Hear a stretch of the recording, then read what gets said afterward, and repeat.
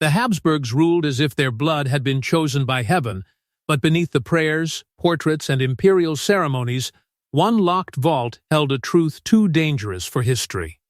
It was not a treasure they feared losing. It was a name they feared anyone would find.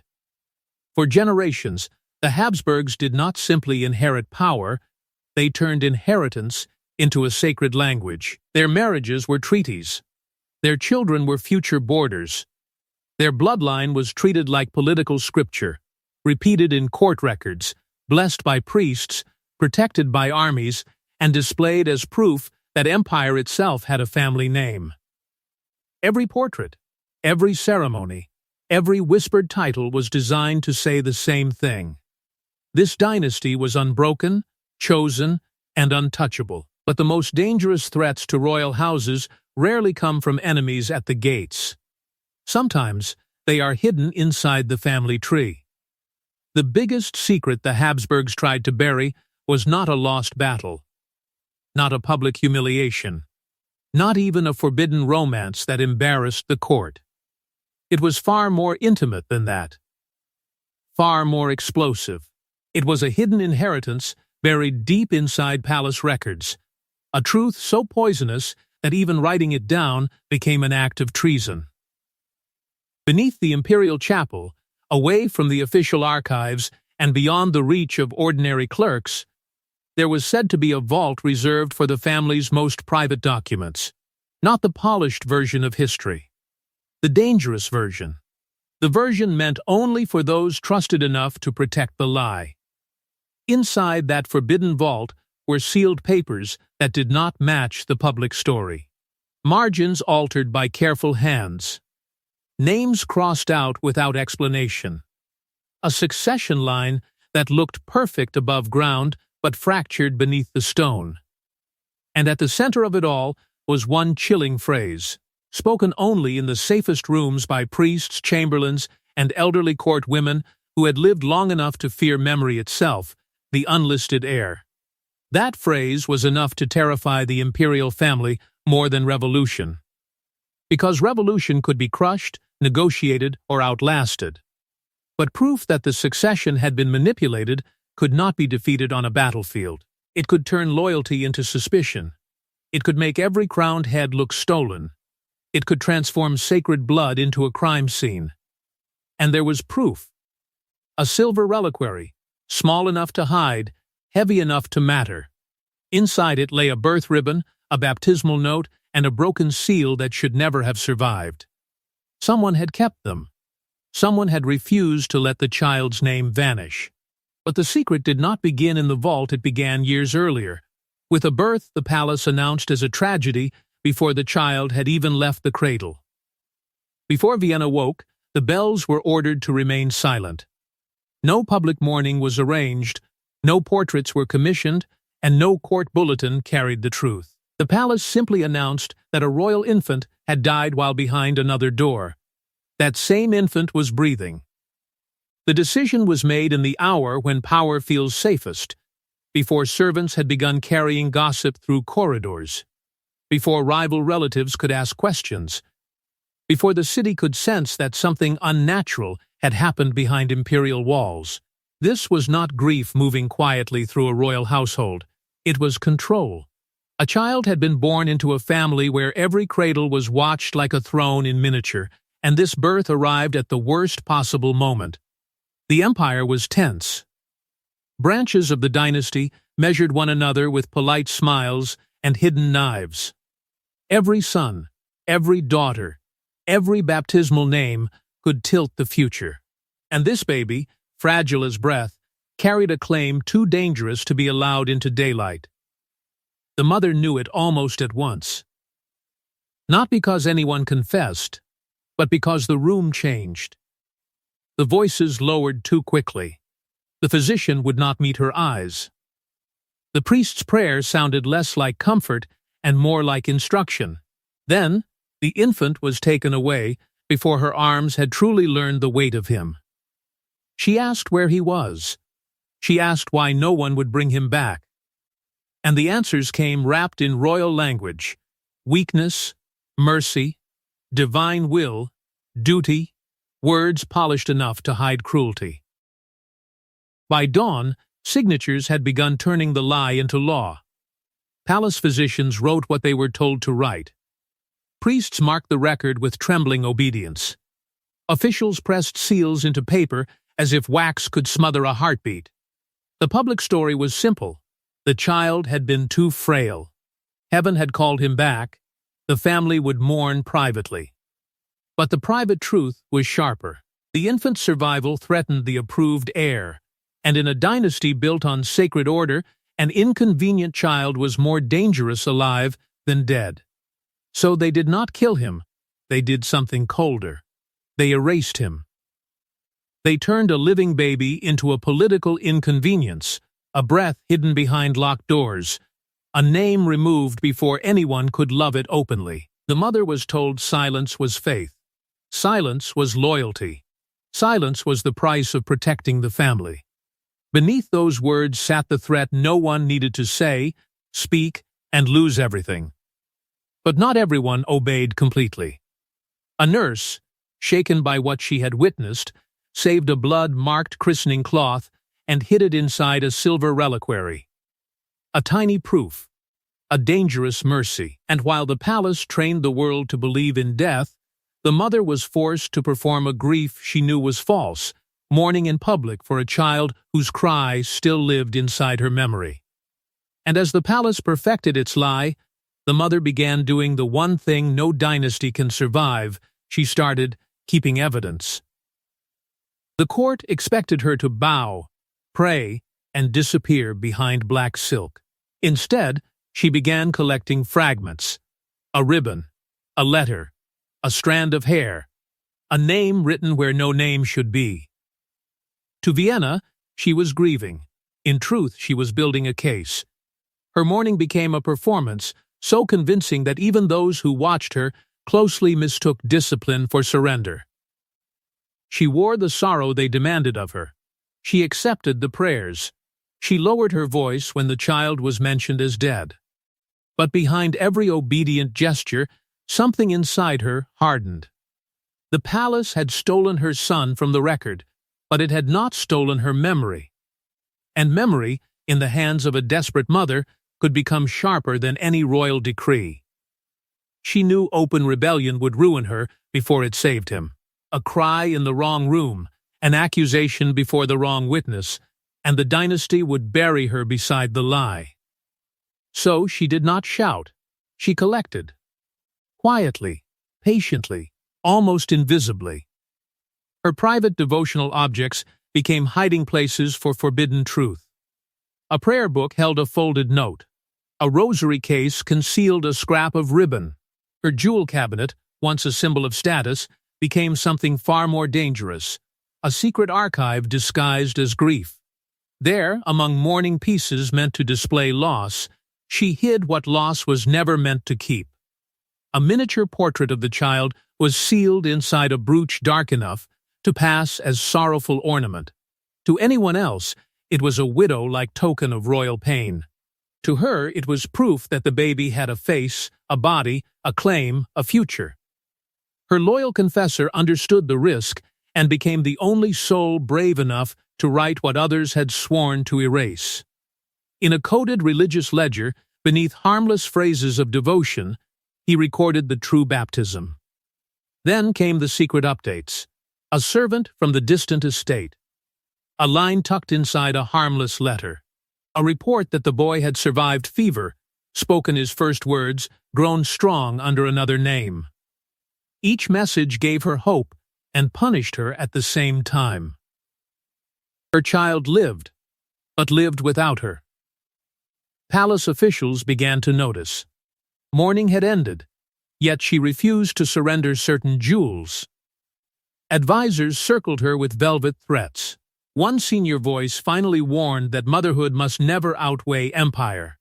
She understood then that truth would not simply restore her child, it could split the dynasty open. So she prepared one final weapon, not a speech, not a scandal, but a signed statement naming the child as Habsburg blood. That document should have remained buried with her sorrow. But the child she tried to protect was growing up inside a lie too small to contain him. He was given tutors fit for a prince, guards fit for a prisoner, and a false name fit for a ghost. Every luxury around him carried a warning. He was protected like royalty, watched like a criminal, and forbidden to ask why Vienna paid for his silence. Far from the polished cruelty of court, the boy grew behind the walls of a remote estate controlled by hands he never saw. It was not poverty that shaped him. That would have been easier to understand. He had fine books, strict tutors, disciplined meals, polished manners, and lessons in languages no ordinary child would need. He was taught history as if he might one day be tested by kings. He was trained to ride, to write, to stand straight, to speak carefully, to hide feeling behind courtesy. Everything around him whispered rank. Everything denied him a name. The servants knew the rules before he learned to read them in their faces. No questions about his parents, no answers about his birth, no explanation for why old portraits were turned away when he entered certain rooms. If he asked why sealed letters arrived from Vienna, the reply was always the same: household business. If he asked why payments came through channels that changed too often to be honest, silence followed. That silence became the first language he truly understood. But children notice what adults try to bury. He saw imperial eagles stamped on trunks that supposedly belonged to no one important. He found folded cloth marked with initials that vanished the next day. He heard his keepers stop talking whenever he passed. And then came the portrait. Damaged, half hidden, meant to be forgotten. The face in it was older, grander, dressed in power, yet the shape of the eyes struck him like an accusation. He did not know whether he was looking at an ancestor, a father, or a warning. The answer came only when his tutor began to die. Fever loosened what fear had locked away for years. The old man gripped him with a desperation that felt almost like apology, and whispered the sentence that would ruin his peace forever: he had been born too close to the crown. Not born low, not born illegitimate in the simple way courts like to shame people. Born too close, close enough to matter, close enough to be removed. From that moment, identity became an obsession. He searched ledgers, old prayer slips, hidden notes, anything that might turn suspicion into proof.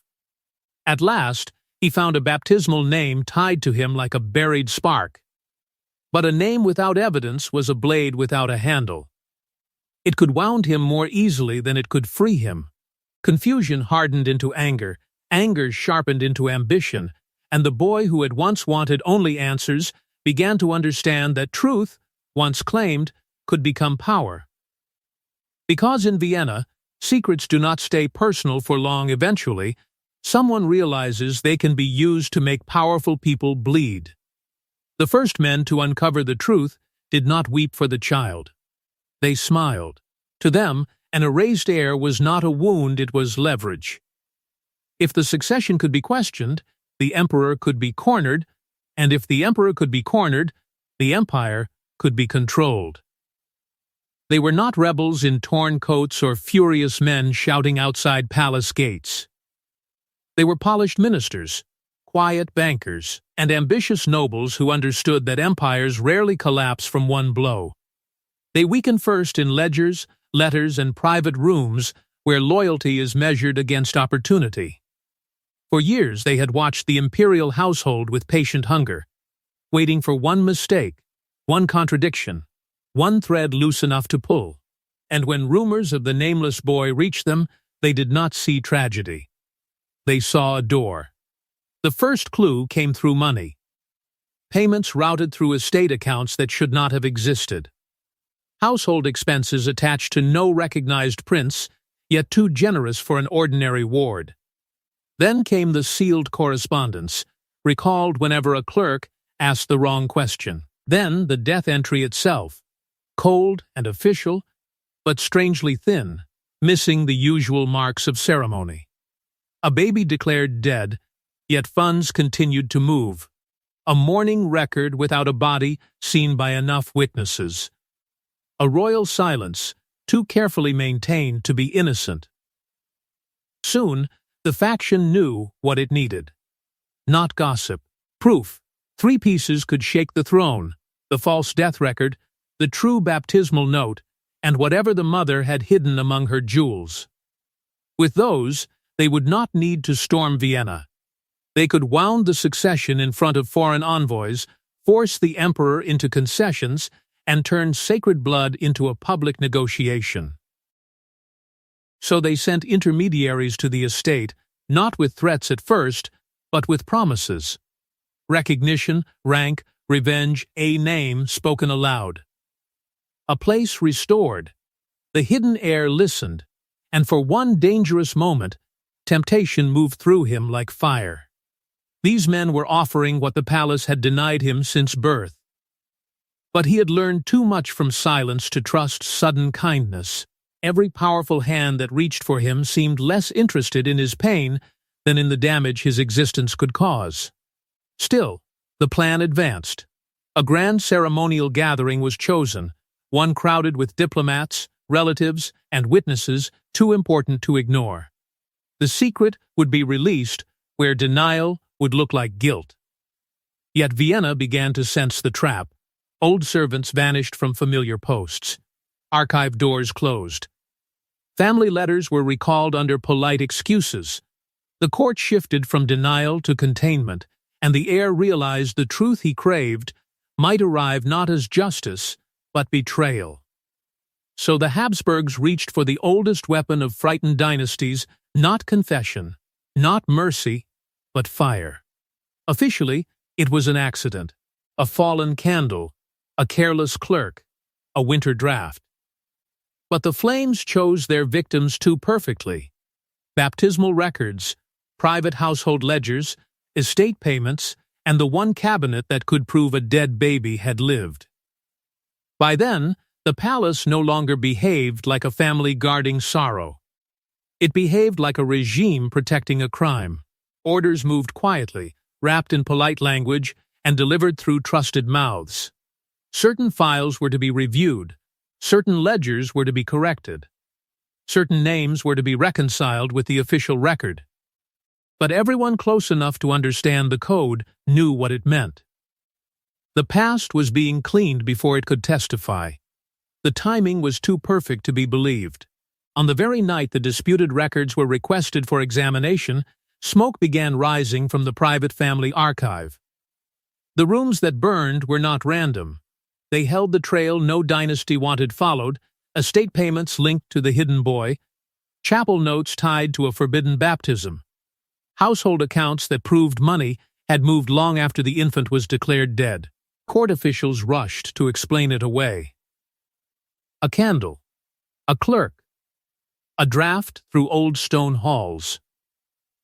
Simple, tragic, convenient, but servants whispered a different story.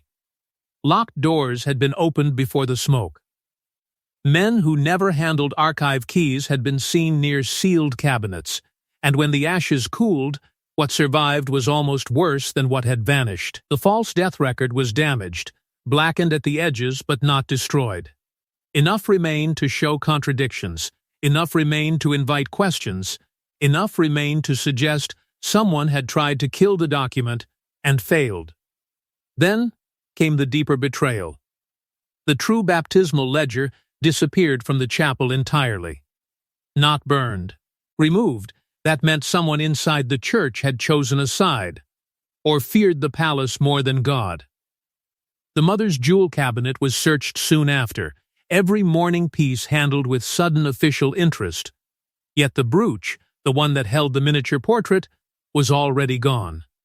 The empire had arrived too late for its own cover-up. When news of the fire reached the hidden heir, something final broke inside him. He understood then that Vienna would rather burn history than speak his name. The offer came quickly: money, exile, a new identity, comfort in exchange for silence. He refused, not with strategy now, but with wounded pride. His very existence had been treated like a disease, and he would no longer accept medicine from the people who had poisoned him. The ministers lost papers in the flames, but gained something more dangerous. The palace's panic was visible. Rumors spread through Vienna that the Habsburgs had not lost records at all. They had murdered memory. Yet the most dangerous evidence was not burning in the archive.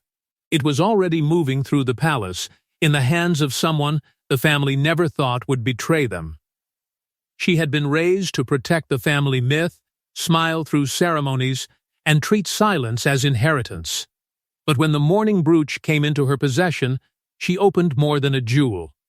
She opened a wound the Habsburgs had spent a lifetime pretending was sealed.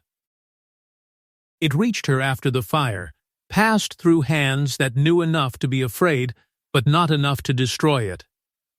To anyone else, it looked like a relic of grief, another dark ornament from a dead woman's cabinet, heavy with old sorrow and family sentiment. But the princess had grown up among royal objects. She knew the difference between jewels meant to decorate and jewels meant to conceal. This one carried weight beyond gold. It felt guarded, almost accused. When she opened it, the lie began to breathe. Inside was the miniature portrait of a child the family had never named in public. Beneath it, hidden where only a careful hand would look, was an inscription too intimate to dismiss. Then came the fragment of the mother's signed statement, torn but unmistakable, naming blood where the official record had written death. The princess stared at the face, and recognition moved through her slowly, then violently. The eyes, the shape of the mouth, the proud line carried through generations. This was not the face of a stranger. This was family. Her first instinct was loyalty. That instinct had been trained into her since childhood. Protect the house, protect the crown, protect the story even when the story hurts. But loyalty began to collapse when an older relative, cornered by her questions, finally admitted what no one had dared say plainly: the child had existed. Not as rumor, not as enemy invention, as blood. As a living consequence of a decision the family had buried beneath prayer and protocol. The pressure came quickly. She was told the brook had no meaning. A sentimental object, a confused relic, a dangerous misunderstanding. She was urged to surrender it before gossip poisoned the court. But that was when she understood the true terror inside the palace. They were not afraid that lies would be invented. They were afraid that scattered truths would be assembled. So she did what obedience could not survive. She met the hidden heir, and in that encounter, the scandal stopped being political and became human. One royal had been displayed as proof of legitimacy, the other had been hidden to protect it. She saw not a claimant, but a man shaped by absence, rage, and stolen identity. From that moment, her defiance became deliberate. Copies were made. Sealed packets were sent beyond palace reach. The secret had escaped officials and entered conscience. And once a royal daughter chose conscience over obedience, the dynasty faced a nightmare. No army could defeat a truth carried by its own blood. The Habsburgs believed they could bury a child, burn the papers, silence the mother, buy the heir, and frighten the princess. But the secret survived every hand that tried to crush it. And when it finally surfaced, it did not just threaten the succession, it exposed the soul of the dynasty. The princess tried to bring the truth into the open the only way a royal woman could, through ceremony, through timing, through a room too crowded for easy denial. She knew the court would never allow a clean confession.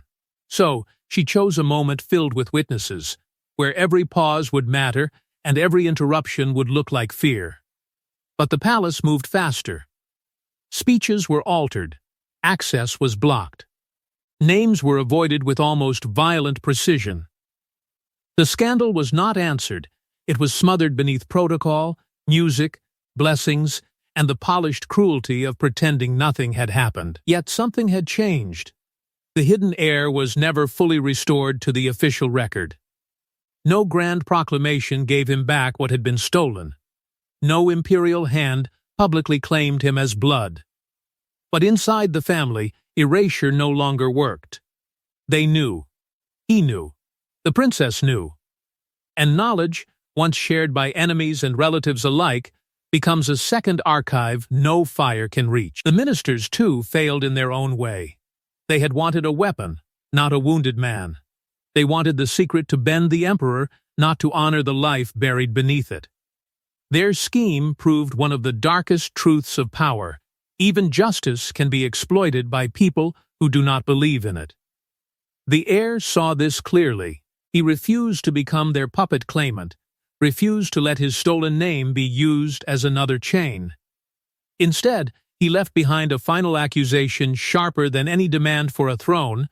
He had been denied legitimacy, but they had been denied innocence. What remained was scattered but alive. One mourning bruch, one damaged death record, one copied statement, one forbidden name repeated in private letters with the fear of a curse. And at the center of all of it stood the full revelation. The biggest secret was not only that a Habsburg heir had been hidden, it was that the dynasty had knowingly sacrificed its own blood to protect a manufactured succession. Behind closed doors, trust collapsed, every vow sounded political, every family embrace carried suspicion. And then came the final twist. The silver reliquary, the first vessel of proof, was later found empty. Someone had removed the baptismal evidence before the vault could close again. The Habsburgs had not buried the secret. They had buried their moral claim to rule. Because empires do not fear every lie they tell, only the one that survives long enough to be believed.